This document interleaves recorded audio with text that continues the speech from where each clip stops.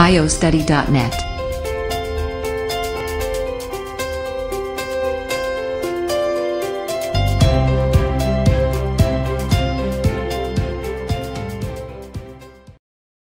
Hello everyone, it's Danielle, and we're going to talk about English grammar today. The topic is must and cannot. So as you can see here, we have the mind map for must and cannot, which we will discuss now. So let's first talk about must. When do we use must? So as you see, we use must to say that you believe something is certain. And you can also use must in this sentence, must have done. So let's look at some examples of to say that you believe something is certain. First example, you have been traveling all day. You must be tired. And Carol must get very tired with her work.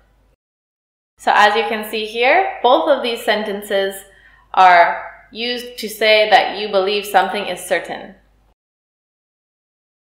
Now, you can also use it in this circumstance, must have done. Okay? So, for example, I didn't hear the phone. I must have been asleep. And number 2, I've lost my gloves. I must have dropped them somewhere. So both of these sentences use the form must have done. Okay, so that was must. Now let's go on to talk about cannot.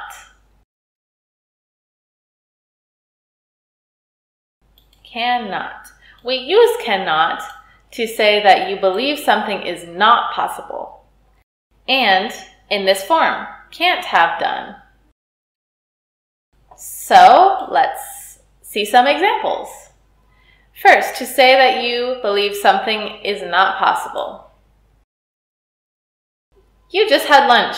You can't be hungry. And they are newcomers, so they can't know the people here. So as you can see in both of these examples, we are talking about that we believe something is not possible. Now let's go down to the form can't have done.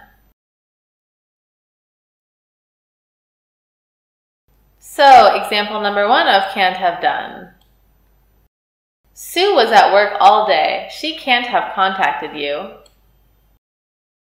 And number 2, they can't have painted this wall.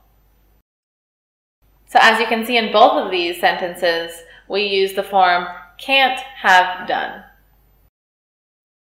Okay, so as you can see here, we have the completed mind map for must and cannot. Now you can go over to the outline where we will see further examples.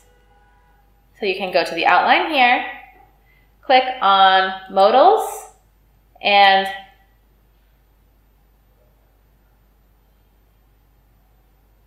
must and cannot. Okay, so now we have the outline up for must and cannot. You can scroll through the outline and study this example. So this is an example situation. You can learn more about must and cannot, how to use it in English grammar, and see some example sentences. So now, after you're finished with the outline, you can go ahead and click here to take the test to test your knowledge on this English grammar rule. So thank you very much for joining me in this video where we talked about must and cannot. We talked about the mind map and the outline, the English grammar rules. In the next video, we're going to take the test together.